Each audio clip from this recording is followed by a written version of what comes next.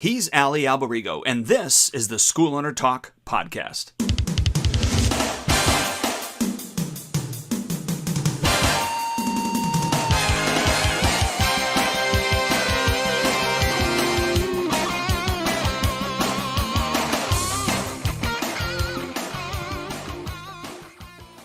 Hello again, Duane Brummett here with Allie Alberigo, SchoolOwnerTalk.com. Allie, great to see you, sir. Yes, good to see you too as well, Duane. Great to be back. I've been off for a little while dealing with stresses in my life with, a few little medical things, and then got sick again, and the family was sick, and I have a lot of that in the school. You have that too by you now? A lot of people out sick? A lot of people sick. My head instructor, Mr. Bean, went home yesterday before classes started. He's got the flu. He said he's feeling better today, but he goes, I can tough it out. And I go, no, just stay at home another day, and we'll see you on Thursday. So it's interesting, his work ethics though, right? Like, hey, I'll come in anyway, and I'll tough it out. That's hard to find that nowadays. And he's apologetic. He's like, I'm so sorry, sir. I'm like, look, you've covered for me when I've been out and sick or other things, and I'm covering for you. That's what we do. Exactly. I know, it's crazy. And that kind of person is hard to find. Oh my gosh. Yeah. Yeah. Like I had a student come back to me the other day, and I know today we're talking about like funny stories, weird events, weird requests, things that we go through every day running a school. And you and I have been doing this for over 50 years. Me, it's 32 years in my school. You 20 plus years, right? So it's 27 is what I've been actually teaching. Yeah, so we're like almost 60 years of us dealing with this kind of stuff. Some comical, some stressful, and so on. But we deal with it all the time. Like I had a student hurt his hand. I think he broke his metacarpal. He's been out for 6 months. The father wouldn't let him come back earlier. I'm like, the doctor said, no, he can't do martial arts. I'm like, dude, you could work out with one hand. You could do jumping jacks. You don't have to do hitting with that hand. And I said, God forbid you're ever in a fight and you have your hand in a cast. What are you going to do? Like I go, you got to learn to defend it. But this kind of mindset for parenting these days and it's just so soft.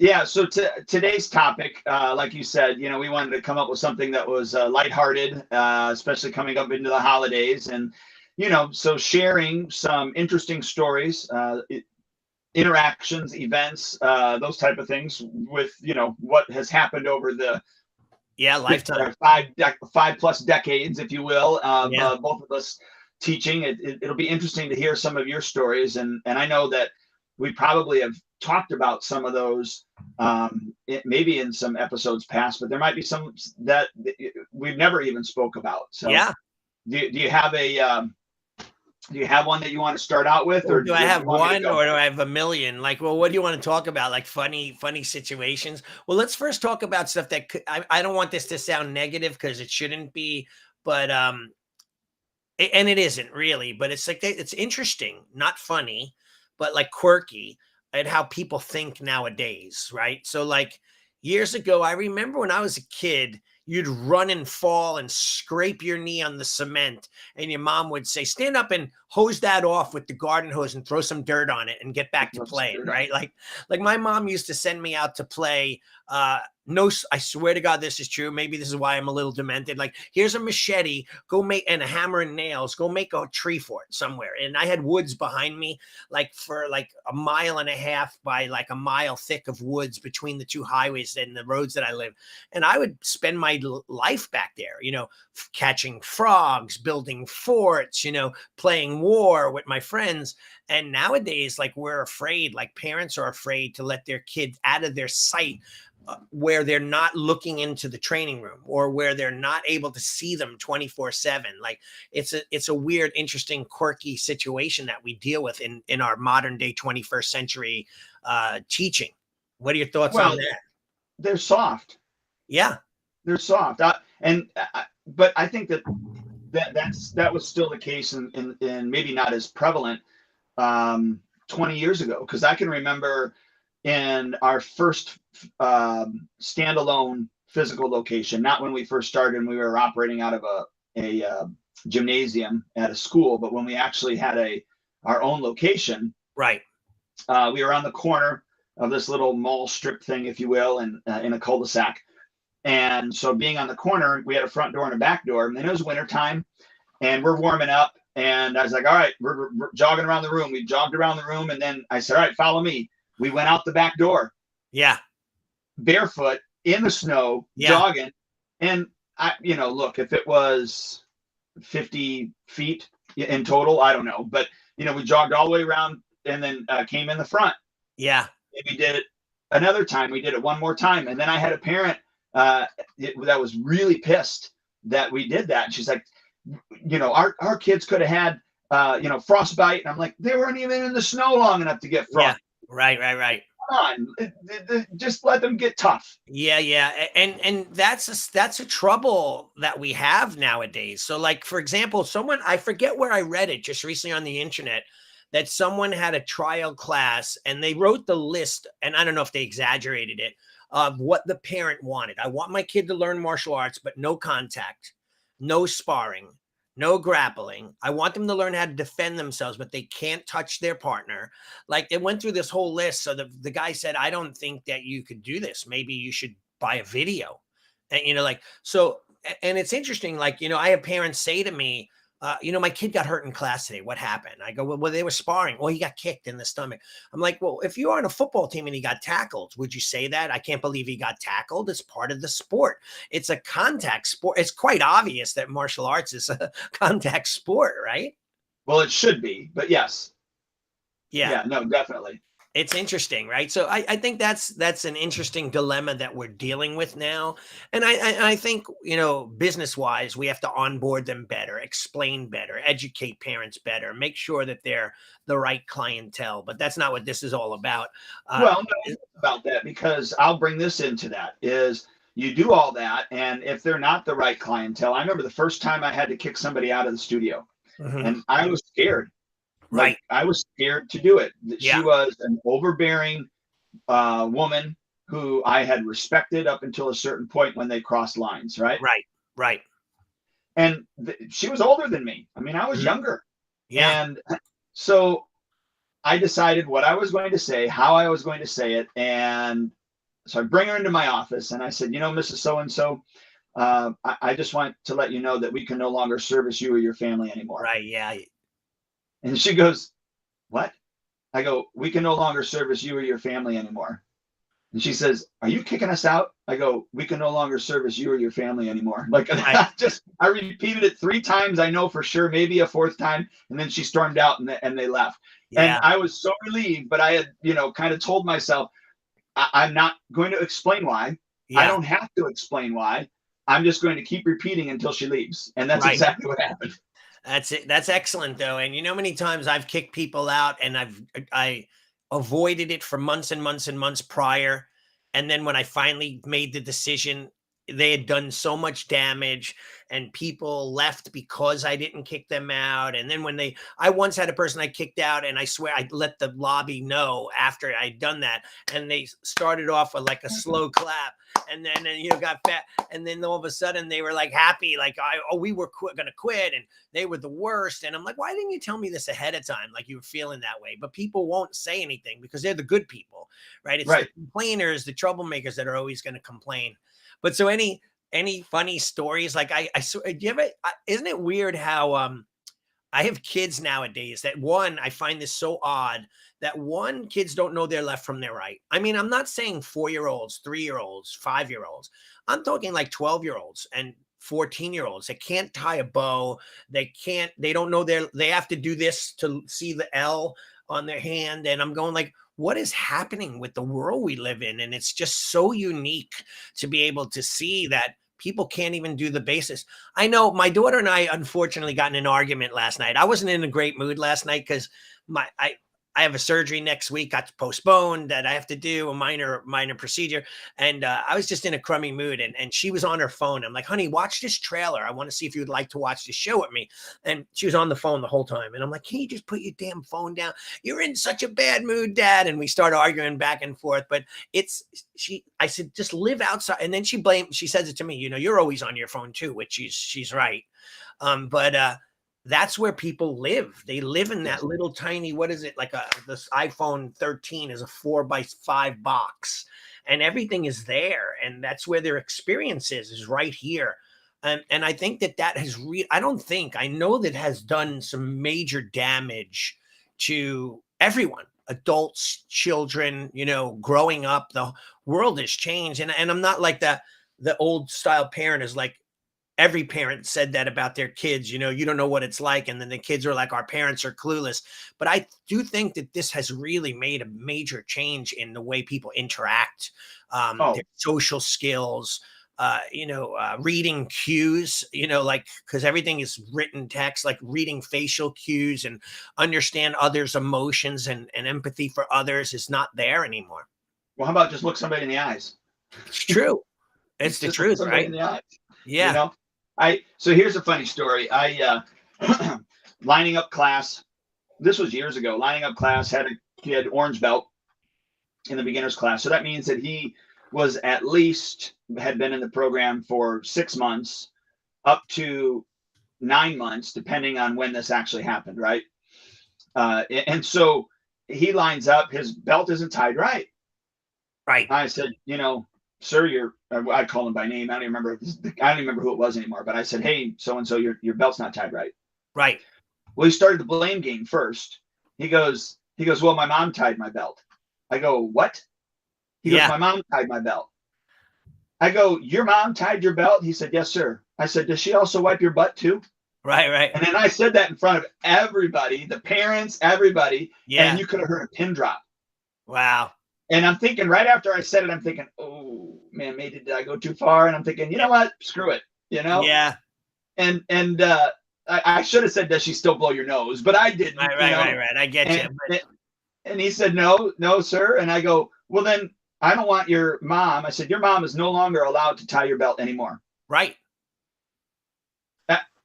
Well, I was just talking about you at breakfast this morning. So you're there with me anyway, even though there were miles apart. And I said, my friend Duane makes it mandatory for them to be able to test for their next belt, to be able to tie their belt properly, know how to tie their belt. And we talked about, like, for example, we have patches on our uniform like most schools do. And I looked at across the sea of students and hardly anyone had their patches on. We give them to them on their white belt. They get their white belt and their patch. So I'm like, I sent out a letter. I'm polite and honest and motivational and, all fluff, please, it's important to have your belt patch on. And anyway, long story short, I look out 2 weeks later, no one's got their patches on. So I basically got fed up and I'm like, if everyone doesn't have their patch on their gi within 2 weeks, you're not allowed to come to class. All of a sudden, everyone's got their patches on their gi. Like, you give them an ultimatum and they're like, oh, if I have to do it, I'll do it. So recently with belt tying too. And I'm like, if you don't know how to tie your belt, you're not allowed to get the next belt, period. So all of a sudden people are coming in, just like last night, I was on Monday night, they were like, look, Sean, I'm tying my belt. I'm going, although it's not correct, that's great that you're doing it yourself now. Just take some practice. So you have to throw out that ultimatum, right? Well, yeah, and so you're right. I said, and they cannot pass their white belt going to yellow belt test if they don't know how to tie their belt. And then we now at the door, in order to walk in, we have an instructor there, or a storm team person, which is an instructor in training, right? And they're looking at everybody's uniform and belt. And if the uniform isn't, because I'll have some people put the right over the left rather than the left over the right. If that's wrong, and then also if the belt's tied wrong, they can't walk into class. Wow.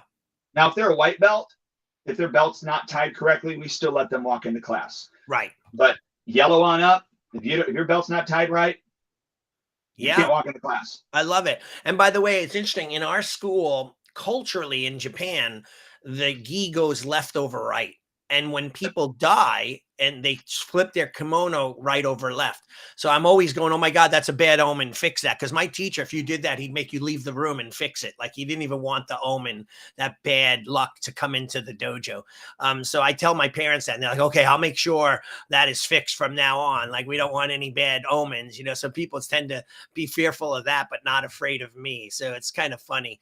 So how about this? Have any weird stuff? Like I I saw a kid the other day licking the floor. Like it was just like laying down and licking the floor. And I'm going like, what are you? Or I have booger pickers and eaters in my, the other day I'm doing a speech and like right in front of me, this young girl, she's like 8, reaches up, pulls out this booger, boom, right in her mouth and chewed it up. And so I was like almost ready to throw up. I'm like, I looked at her, not everyone knew. And I said, that is absolutely disgusting, and then she just basically, I don't even know if she knew she did it. Like it was the grossest thing ever. Do you have that at your school? Yes. And I don't know if you've realized this or not, or whether you agree with it, but most booger pickers, it's hereditary, I think. Oh, is it? Oh gosh, yeah. Wow. I've seen family members of booger pickers, and not the whole family picks the boogers, but yes. That's wild. That's I had a kid one time who kept spitting on the floor. Would repeatedly spit on the floor. Like a real, like just like and spit, or just let it. Yeah. Wow. And I'm like, hey, look, you can't do that. And then he would spit again. I say, all right, that's strike 3, sit out. And then we would go at the end of class, talk to the parent, look, this can't be happening. Yeah, I know, blah, blah, blah, blah. Come back in, not the next class, but a class after, he'd spit on the floor again. Wow. And I'm like, oh my freaking gosh. I had to kick them out. Yeah, I think kick them out because he couldn't control his own spit. Right. He was at yeah, I just read someone's stuff. Yes, read it, because I've been there. Go read that. Yeah, I will. But I think it's habitual, right? Where they don't even control themselves. It's just something that they do. Right. But I just read, and I was going to mention this. I had that happen. So one of our readers, David, our followers, he wrote, I ever have a poop nugget fly out of the pants during a kicking drill? I had that happen once when doing cartwheels, and it was like hitting the ceiling during the cartwheel. And sadly, it was one of my students, the brother of a sister who was one of my black belts. So I'm like, Savannah, I shouldn't have even said the name, but it doesn't matter. They're not training anymore. Just clean that up for me. And she did. And that was like the grossest thing ever. But yeah. Well, the first time that ever happened, I didn't know what it was. Right. So what did I do? I picked it up with my hand. Oh, gross. I picked it up with my hand, and I'm like, what is this? And I smelled it, and I was, oh my gosh. Oh, dude, that's so disgusting. Now I know. And it's and just like he said, it's repeatedly has happened. I've had that. I've had it happen numerous times. Like I've even had that.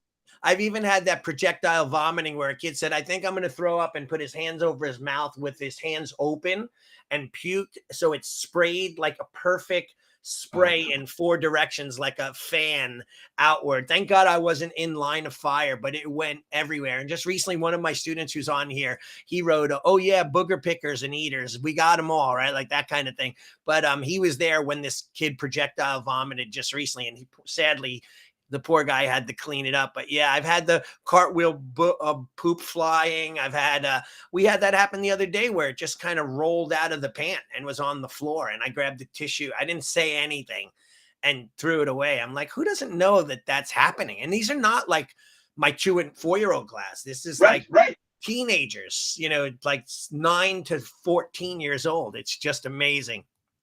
Yeah, no, I had, this was an adult female, probably in her 30s, and she's wearing a white uniform, and it was her time of the month. And she starts throwing kicks and stuff, and like I can see, and I'm like, Mrs. So-and-so, I go, I think you need to go to the bathroom. And she just kind of looks at me. I go, please go to the bathroom. And she went to the bathroom, and then she got her stuff and left. And I'm like, I felt horrible, but at least that she didn't know, that poor person, right? Like that's happening. It's crazy. Someone else, same instructor, Sensei Papa wrote, I had the kids continue to stand in it and walk around. It's right. It's just crazy. I've had so many weird, and so off of the poop flying and the throwing up we've all had, I'll tell you one more story about a friend of mine. When we used to do sleepovers, you'd run them around, they'd be crazy, they'd eat pizza and drink soda, and then you'd set them to bed. And we as a staff would stay up the whole night and maybe fall asleep for 10 minutes in the chair and wake up and make sure they're all okay. Huge responsibility. I don't do them anymore. Never would ever Gosh, think no. of doing them again. But my friend walked around and a kid had fell asleep and puked in his sleep. But the puke went on to the next kid's face. So it was all over the kid next to him's face. So he wakes the kid up who puked, but then the other kid wakes up who's got puke. And now everyone woke up and they're all puking. So it was like a puke fest, like 20 of them throwing up everywhere. So that was a nightmare for him. He was like hosing the dojo down and disinfecting it. It was just a terrible situation. But we've all had those weird times, right? Yeah. You speak of overnighters. I would always wake them up at 7:00 in the morning because their parents had to come and pick them up at 7:30. Yeah. And so at 7:00, I would have one of the instructors get ready to flip the lights on, and I turned the volume on the stereo system all the way up, and I had the screaming, hardcore, rock music, and go, and my gosh, you should see some kids wake up and jump and move. And then there's some like they're dead, like they don't even move. Oh, that's my daughter. I once had construction on my house done, and they were banging on her wall, putting the siding up on her bedroom wall, and 2 of her pictures fell off the wall, big picture frames, thick ones. And I walked in there, and she's out like a light with a picture on her head, a picture on her chest, hadn't even woken up. The pictures fell on her head. I'm like, oh, that's scary, knowing that, that she wouldn't wake up even if there was a fire or someone screaming, like that kind of stuff. Wild, right? So I also, I find odd too nowadays too, is that I always used to say when we'd see a kid who acted a certain way, I'd always go, I wonder what those parents are like. Maybe they had a really fun time in the 70s, or a lot of drugs in the 80s. You'd see these parents and you'd realize like the kids are a little bit slower because of that. But I find it so interesting in how like nowadays, like it's really like parenting is different to the fact where they coddle. And one of the people wrote, one of the guests, let me go back to him. He wrote, Brad Jenkins, if he's still on, but he wrote, have you ever read the book called The Coddling of the American Mind? So he said it's very eye-opening. I looked it up. It's written by Jonathan Haidt and Greg Lukianoff. And it's on audio too. So that'll be my next Audible that I'll buy. But it's interesting at how that's how it really is these days. Like people are so coddled, like they don't want to lose. They don't want to fail a test. They don't want to not get tested because they're not good enough. Like I once just recently in class, I said, how many people want to be masters? And like the whole class raised their hands except for one kid. I said, how many people want to be mediocre? One kid raises his hand. Interestingly enough, though, he had a great answer. I said, why would you want to be mediocre? He goes, it's a lot less stressful than being a master. And I was like, you know what, though? I almost got to give you credit for that answer because that was like a mastery of an answer. But like how certain people are just like, they don't really care. Like when I was young, I trained because I wanted to be great. Like I didn't care if I had a belt. I just wanted to be the toughest fighter I could possibly be from any type of attack. I wanted to learn my weapons. I was addicted to being a good martial artist. Nowadays, I don't know if it's that way anymore. What do you think about that? Well, it's back to what we talked about before. Is it an activity or is it a lifestyle? Are you doing martial arts or are you a martial artist? And I think that our society is producing those type of people anyways, that, they are activity seekers as opposed to somebody that wants to become a master of something. So that's where the biggest problem comes from, I believe. Yeah. Isn't it weird though? Like that's so what, I mean, I don't think we could come up with a solution now. I'm sure people on here would have a lot of really great suggestions that are listening. But I mean, I find like that even in our meeting this morning for breakfast, my friends and I were like, how do you motivate people when like, especially parents, because I just had a student, he trained with me 25 years ago, and he just recently is a friend of mine on Facebook. And he's like, well, the typical, one of my biggest regrets is that I was up for my black belt and I quit right before my black belt. And I never did it. He goes, I regretted that my whole life. It's been 20 years. He's a young man, 20 years of regret. But how do you explain that to parents? Like you can say it, but do they hear it? You could show them a picture, have them read a testimonial, watch a video.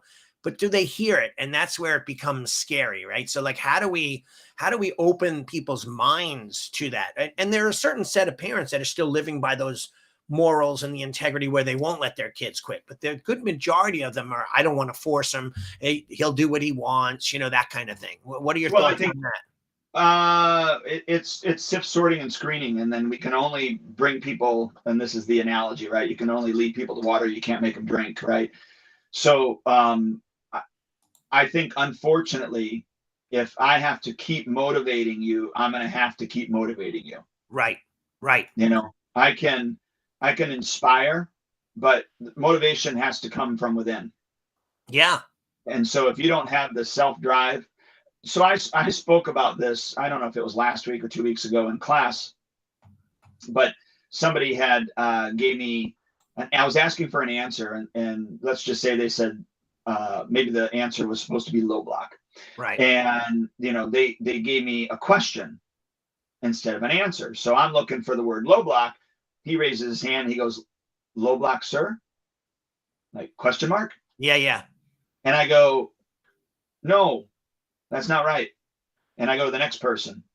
And of course, they're thinking it's low block. And they're like, "Oh my gosh, if that's not right, what the heck is it?" Finally, somebody says, "Low block, sir." And I said, "Yes." And then other kids looking at me. And I go, "You had the correct answer. You just didn't have the confidence behind it." Right. And I said, look, I can't teach you confidence. Confidence has to come from within you. I can teach you the right or wrong answers, but I can't teach you confidence. So I would rather you confidently give me the wrong answer than give me the correct answer without confidence. Yeah. So, and then that parlayed into last night when I was talking about, because I filled in for Mr. Bean because he was sick. I was talking about failure. Right. And I asked everybody, who likes to fail? Nobody likes to fail.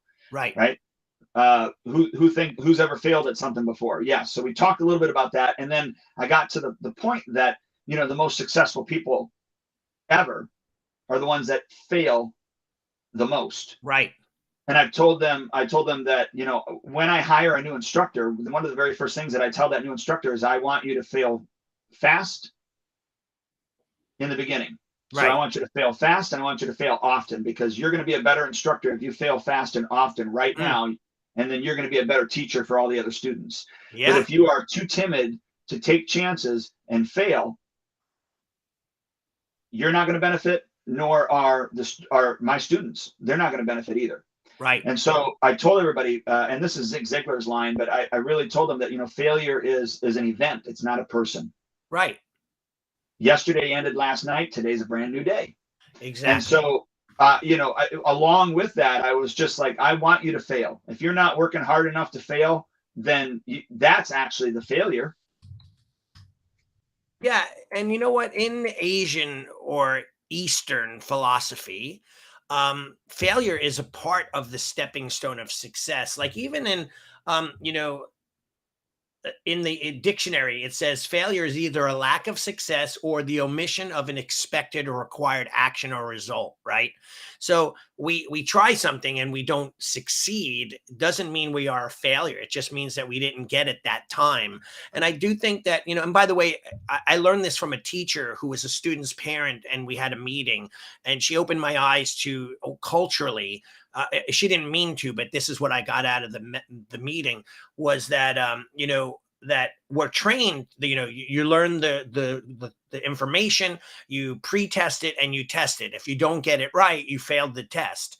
And then you move on, and you really never, and if you fail more so than not, you're considered a bad, below average student or a failure of some sort. So anyway, long story short, failure in our society, in the Western society, is more so about who you are.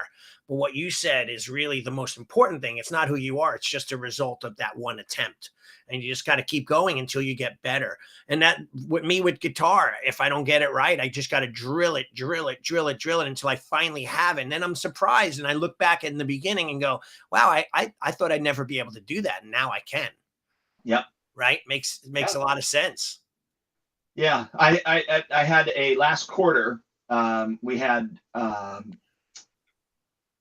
two. I know one for sure. Now I'm contemplating whether it's two or not. Let's just say one. One student quit because they weren't allowed to test because they didn't meet the requirements. And the Right. only requirement they didn't meet is they had to do a 2-minute speech and submit that 2-minute speech to us. Right. Well, the speech was 1 minute and 30 seconds. Wow. So we sent it back and we said, thank you for doing this, but you didn't meet the requirements. In order to test, you have to submit a speech of 2 minutes. So it could have been 2 minutes and 10 seconds. You know what I mean? Right. That's fine. Right. They never did it. They came to the test. We had to deny them. Look, we sent you this email. They were pissed. Right. They quit. She was probably 9 months away from testing for her black belt. Wow. So I used that the very next week. I went into classes and I started asking the class, hey, raise your hand. Who thinks that you should be permitted to test if you don't meet the requirements? Yeah. And nobody raised their hand. Right. I go, why not?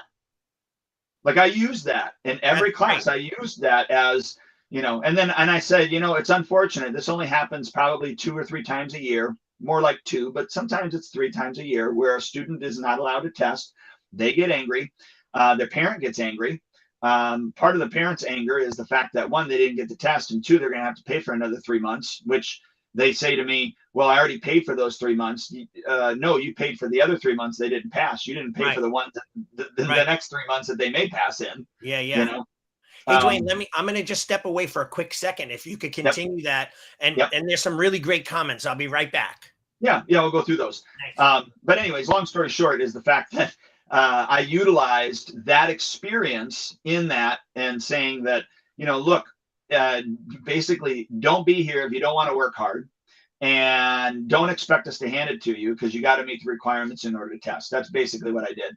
I do want to say, before I get into some of the other stuff, I do want to say this was kind of funny one time is, and this had to do with this was an old way that we used to do these things, meaning that now we have a different protocol, but the protocol back when somebody would forget their belt is they would have to write a report on whatever topic, and then be a 1-page report on whatever topic we would give them.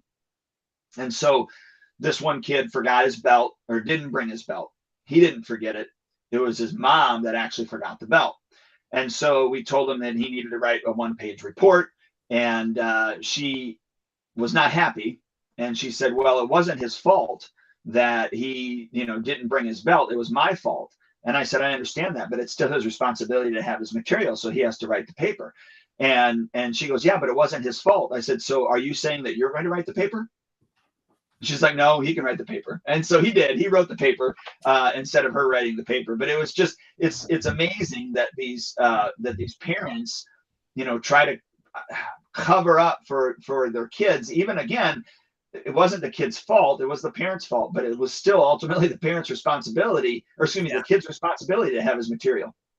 I was listening as you were talking. I find that's what I like about your school too, and the way you run things is that, people have to be responsible. And I find that lack of responsibility hurts the child in the long run, or hurts the student, even as an adult. Like, so I'll give you an example. My student and I had a meeting, the head instructor in my school and I had a meeting yesterday about people that are coming up for their black belt.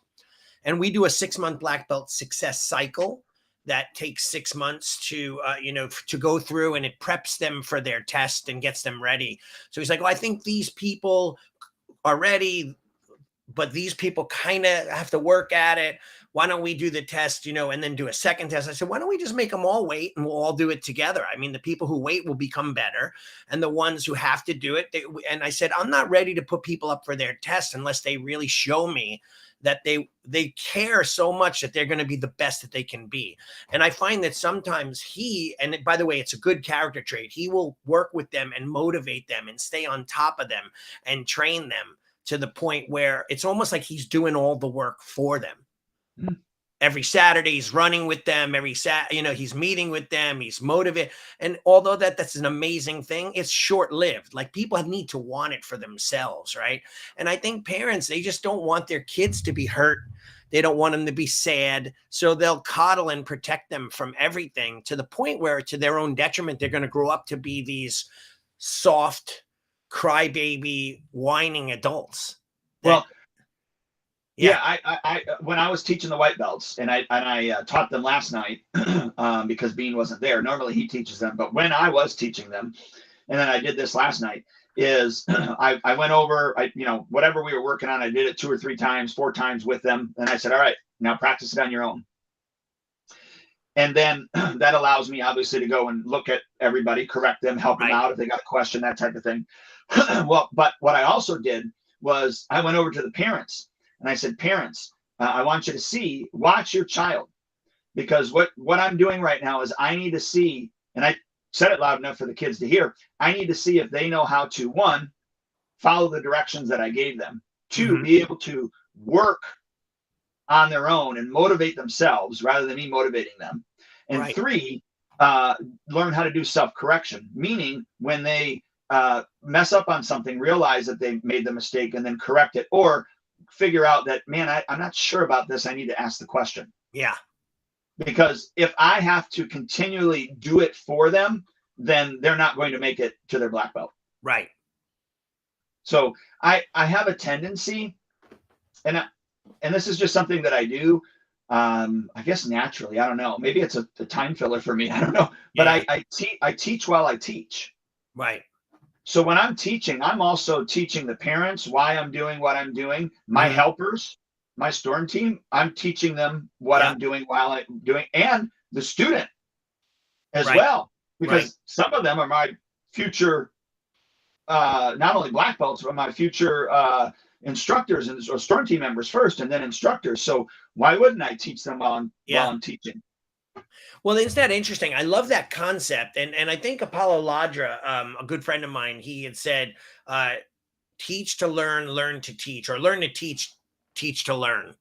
And that's his motto. He even has it on a t-shirt. So I love what you're saying, because I often do that as well, where I'm like running a class and my leadership team are like off doing their own thing, maybe helping, but they're not watching me teach how to teach, and they could be learning so much more. Sometimes they think, okay, this isn't my class as leadership team. This is the students' class and I'm a helper, but they don't take note of all the things that they should be learning, how the instructor's teaching, the mannerisms, the way they do things, the system to it. And they could be learning so much more. It's like watching a performing musician on stage who's an expert. And you go like, I could do that. I could learn from him here. I could hold my guitar this way. I could sing that way. You know what I mean? Or there's so much out there if your mindset is open to it. Well, I take them in afterwards, after the class, and I just pull them in real quick, and I just say, what's one thing that you picked up today? Right. And I'm talking to my storm team people, and then I'll tell them, one thing that I really was hoping they were going to get out of what I was doing. Right. And then that's it. They focus on that one thing that they're thinking about and one thing that I'm thinking about. Now there's 2 things that they walk away with. Right. And they're going to catch some of the other stuff as time goes on, the more often they're on the floor with me. Yeah. One of our readers, or I say readers, our viewers wrote, I'm active military. This is Brad again. He wrote, I'm an active military, and it's the same way for the new guys coming out of basic training or basic. Even college football coaches said that they had to change their style of coaching because of how kids are reacting to certain things today. So it's like a new era, almost like we have to be better. Like I know when I teach, I say things and do things 3 times. I say it 3 different ways, perform it 3 different angles. Like I have to do it multiple times. And then I still get people who are clueless. And I'm like, were you even watching at all? Like I have those kids that, like, no joke, they're literally staring off into space and they don't, it's like my mom, she's 86 and she's got a little bit of age related memory things. And we'll watch a TV show. I go, how'd you like the show? I wasn't watching. At least she literally is staring at the screen. And in my thoughts, her eyes are on the TV, but her brain has shut down. And I think that we have a little bit of that going on with our students, where maybe they haven't learned how to learn, or they don't know the system to watching and learning, or they're just out in space at the time. Like their brain is not engaged or turned on. It's a very, I didn't deal with that 15 years ago. It wasn't that bad. And Right. 30 years ago or 25 years ago, it's progressively gotten worse and worse. It's made our jobs as martial art teachers or any teacher, school teachers too, way more difficult. I Well, can't it's imagine we're what an living. educator goes through. Oh gosh, yeah. I mean, we're living in a 3-picture, 2-word society. Yeah, it's insanity. Give me the 3 pictures and the 2 words, and that's all I need. What? Yeah, hopefully, right? Or like even my mom, using her as an example too, she'll watch something and because of her hearing and her attention span, she'll literally see a different television show than we just watched together. Like, so I can imagine like kids, like you're explaining it, you're showing it, and they're seeing it totally different, or teenagers, they're just not getting it. It's a little bit harder. So here's a funny story. I was teaching my storm team. I had a storm team meeting, and so all the storm team members were there. And again, for me, just for the listeners, our storm team are basically our junior instructors, people that want to become instructors at some point. Right. And so they're doing their clinical time because they got to come in and help out with classes and all of those things. I was asking them, my question was, what's the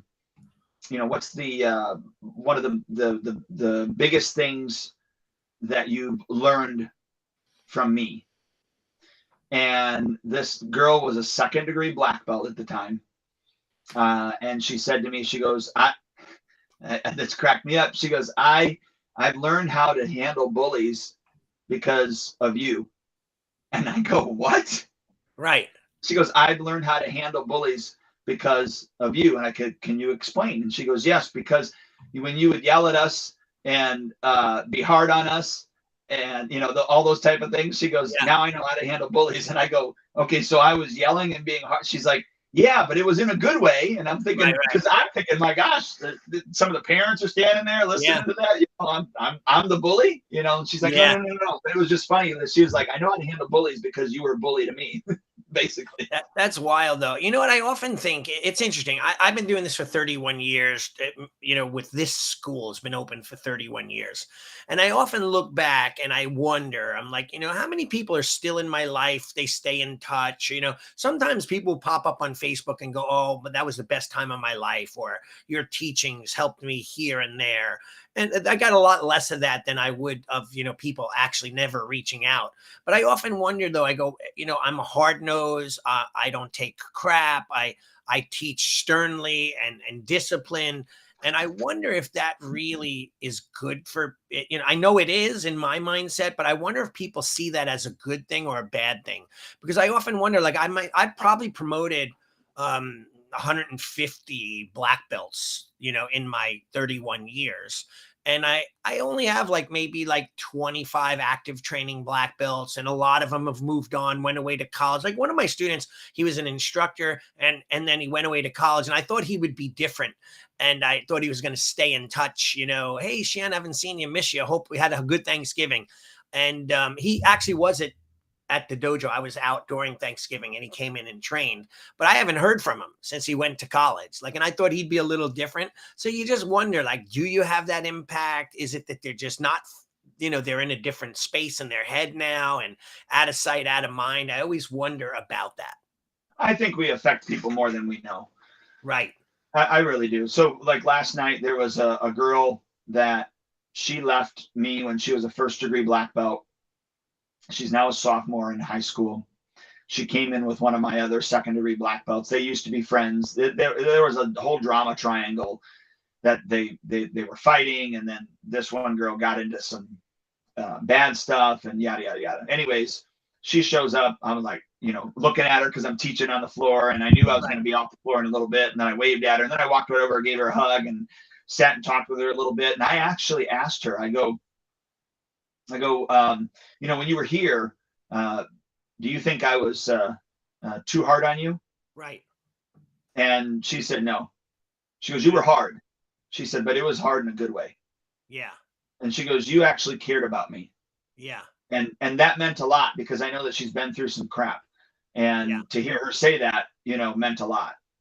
Yeah, I would hope that would be the bulk of my students that haven't trained or been in touch for years. And I do find that, hey, like that one kid, worst decision I ever made to quit.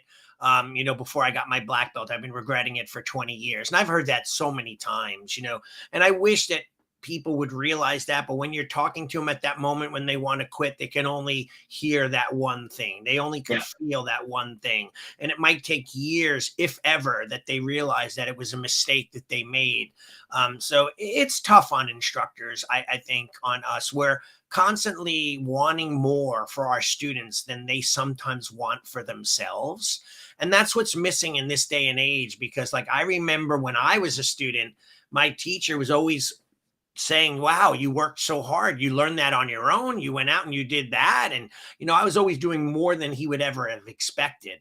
Nowadays, though, people are doing barely what's the minimum of what's expected of them to get by. And not everyone, but I would think that it's shifted from 60% of the people working super hard to maybe like 20% now.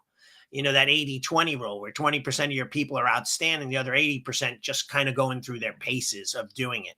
So I wish there was something that I could do or shift. And I wonder about those schools that have a higher rate of those people that are doing better, working harder than the norm, because I see it I have so many friends in the martial arts there. We all suffer from that, I think. Yeah, again, I think it goes back to SIP sorting and screening, and there's just going to be part of the population that will never get to black belt, that are never going to be motivated like we would like them to be motivated. And I think about this though, even in your own life, there are things that we need to change, right? In our own life, that sometimes we're not motivated to do. Yes. So theirs just happens to be their martial arts training. They're just doing the motions, or being mediocre is okay with them.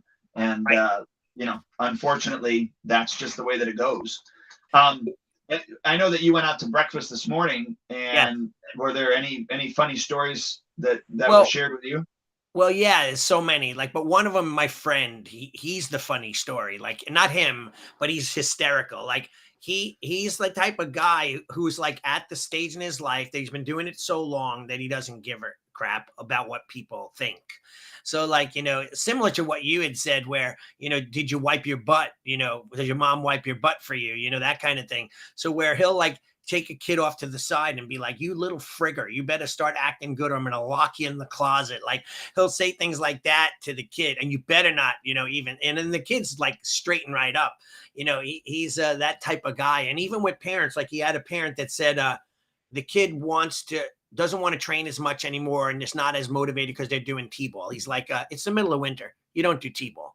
Well, my husband takes him to so-and-so town to practice batting in a batting cage. He goes, but you could travel 25 minutes to the batting cage, but you can't make it 2 days a week, 4 minutes away from your house. He's straight out with the parents. And then he had another parent that didn't want to bring their kid. And then he said, okay, don't bring him anymore. You don't have to pay. And then they charged payments back. So he called them up and said, it cost me $102 or whatever he charges, $199 a month, $400 to see what kind of lowlife you are about how you could just charge money back dishonestly. He's straightforward. He just says it all. And we laugh about it because almost you cringe when he's talking about, you would be afraid to do that in your school, but in your head, you're thinking it at times. Oh my gosh. Yeah. And you say to yourself, what happened to integrity? What happened to honor? It's the weirdest thing. I find it's rampant nowadays where people will just cancel their credit card and disappear and ghost you. And they have no, years ago, people would at least have a little bit of honor and integrity. I signed an agreement, I'll live it out. Or at least let's work a deal. But nowadays, it's just disappear on you and don't even bother to communicate. And just, what are they going to do? That crazy. Yeah. Well, I've had chargebacks before too. That sucks. Yeah. I had a parent that charged back Now get this. They trained for 12 months, 2 kids trained, left because they just didn't want to continue, but it was a great leaving, happy goodbyes. And, we'll get back to you if we want to come back, that kind of thing. And then they sequentially month by month charged back 6 or 7 months times 2 kids of payments back on tuition that they used, not like a contract that they signed that they didn't come in and use. They came for 12 months and charged back 6 or 7 months of their payments back. And I fought it, showed the attendance records. I showed the contract, everything. The credit card company's like, sorry, we're giving them their money back. Like I couldn't do anything about it. Amazing, right? That's scary that they can actually do that and get away with it. Yeah, Sensei Bodansky, who Bogdansky said he's a good friend of mine, and he's been on a few of our calls or that I've done on podcasts. He wrote, my funny ninja story is the toughest man alive, Felix Vasquez. We took him horseback riding on a local farm, and he was terrified. I remember him telling me about that. Like, you get the people that you think are the scariest in the world, and they'll kill you with one finger, and then you take them out of their element.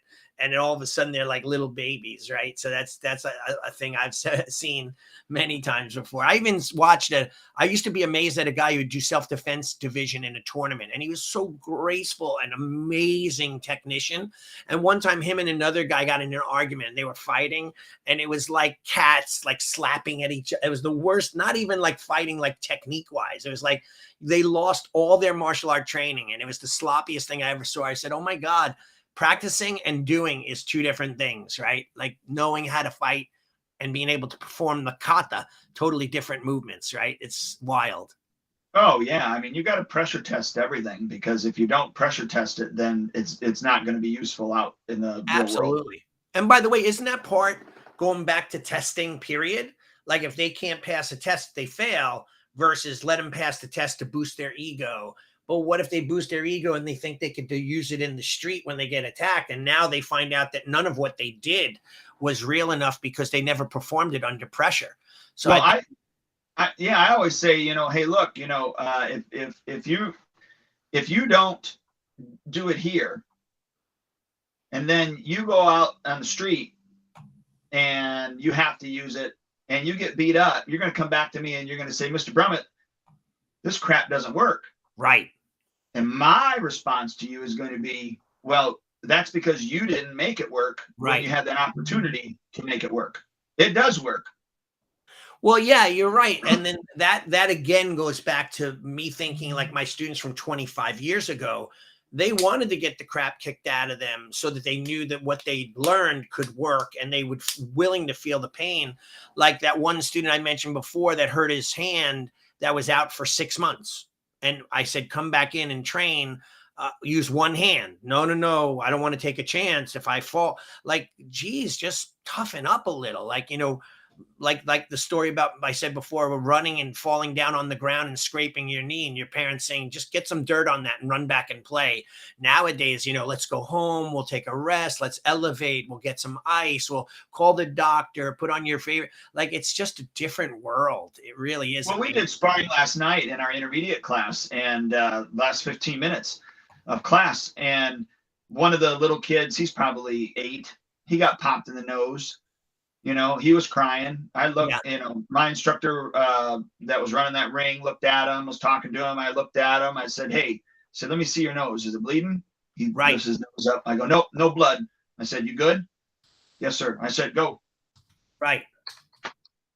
Yeah. And it's interesting. Like one of my students, Greg, he's been with me for like 25 years and he helps teach. He had a lot of great comments. He said that, he's learned so much from teaching that he never knew about students and his own personality, that he keeps continually learning from teaching. But the last one, he says, oh yes, we sometimes crawled out of the dojo. We could barely walk. And, I think that was, there was a certain value to that, because I guess like, it's interesting. I read one of Tony Robbins' books, and he said that the military used to put you on a firing range and they'd have you shoot a live gun at the target.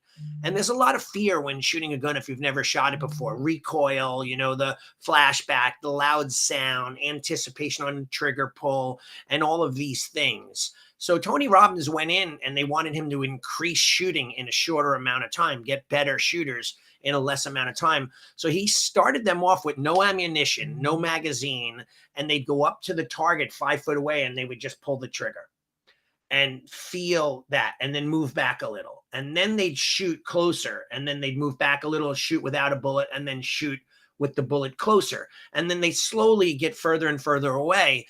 So they would build better habits rather than right away starting off with that loud noise, that loud sound, the recoil, the flash, and all that, and creating these negative habits and fears. So I think that sometimes we may do that a little in our dojos, but I think that people come in with those pre-diagnosed, fears, like those worries, I'm going to get hurt, I'm going to get yelled at, like they think that that's part of what the training is, kind of like the bad Karate Kid, not Daniel's son, Johnny Lawrence's character, right? But I lean more towards him than I do Ralph Macchio's character. Oh, well, just the toughness. Yeah, definitely. So, well, I think this was a nice reminiscing call, of things that have happened in our school. And I know we've got just a few minutes left. I didn't know if there was any other funny stories that you wanted to share real quick. Well, I think one, not a funny story, but one of the guy, Brad, who's been sending in some comments throughout this entire show, he said that his BJJ instructor tore his bicep a few years ago. He had surgery and he trained with one arm tucked in his belt while training.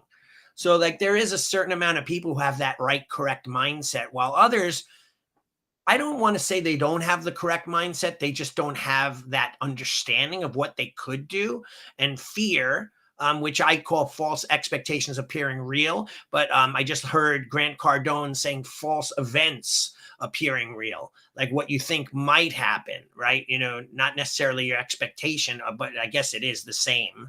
But so we have to be careful that we don't let our mind beat us up. And even as instructors, I don't want to let my kids roll because they might get hurt, or I don't want to let them take full throws because they might get hurt. So now we don't teach the full throws, and now they don't learn how to fall. They don't know how to fall. Yeah. So we have to try to, I don't know, find a happy middle ground. Or not. Eventually. Yeah, exactly. Well, and that goes back to one of our podcasts where we talked about that we really are one of the last lines of defense for people nowadays, and not just physical martial arts defense, but actually how to function in society and have some grit. Right. Grit is a great word. I just hear that more and more, and I think that's a big missing component in the world today. I would agree. Yeah, I definitely would agree. Everything's got to be handed to you and expected. And well, I mean, you look at the state of the union right now, and you go and you look out, and there's help wanted signs everywhere. I mean, I go to my grocery store, and their shelves are bare all the time. Right. And it's not because they're not accessing the product. They have the product. They just don't have enough people to put the product out. I know. But then again, yeah, you're right. And I visited my friend about a year ago, and we would go out, and I've never in my life, we were in Virginia, West Virginia, where I'd pull up to like a restaurant and it would say closed because we don't have staff to stay open. And I remember in that one particular parking lot, there were like 4 restaurants that had help wanted sign. And there was a family of 5 sitting out on the curb with a sign saying, we're homeless and we have no money. Come help us. And literally right by, if I took a photo behind them, help wanted, help wanted, help wanted, help wanted. All 5 of them could have went to work in 5 different restaurants and made money. But they're sitting out on the curb begging. So it's the mindset. And I know sometimes it's mental illness, but this is a family of 5. So they're all not, in that situation. So go out and do it. I mean, you got to push. I mean, look, I've been doing this for 31 years, running my own business. And if I don't do it, no one's doing it for me. Nope. I got to push myself to continue to excel and work hard, or else I would have been out of business years ago. Well, and, the anomaly that we talked about in the beginning of the call, Mr. Bean, he's sick again today. Right. But, he said he could come in and tough it out. Right. He's got grit. And I'm like, no. Stay home. Exactly. Get, become 90% at least. Yeah. My guy, Ryan, will do the same thing. I don't really feel well, but I'll call you at around 3. If I'm feeling better, I'm in. And he'll nap and sleep and feel better, teach, come home and rest. Like that's the type of people who have that grit. But it's less and less in this day and age. But anyway, it was a fun call. I mean, I enjoyed talking about what do we have? Booger pickers, poop flyers, mirror lickers, mat lickers. Like there's a lot of different people, parents that are just disloyal or dishonest and chargebacks. There's a lot that we covered that a lot of us experience. Yeah, and gosh, if we had guests on, there'd be so much more, right? All right, exactly. All right, Duane, well, it's great seeing you because I missed hanging out with you for the last few weeks because we haven't been able to do a call. But we'll see you next week, right? Yes, sir. All right, awesome. All right, everybody, thank you. You want to do the closing? Have a good day, sir. All right. Talk to you soon. Right, bye, bye, everybody. Thank you for joining us for another episode of Martial Arts School Owner Talk podcast. This would not be possible if it weren't for the support of our amazing sponsors. Please check out Elite Insights for all your website needs.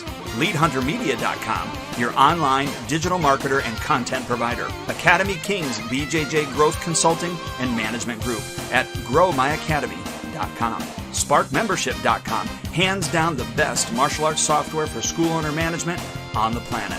GetKarateStudents.com, a martial arts growth consulting company for all your systems. AddHealthCoaching.com, helping school owners create a whole nother revenue stream for their school. We will see you next time.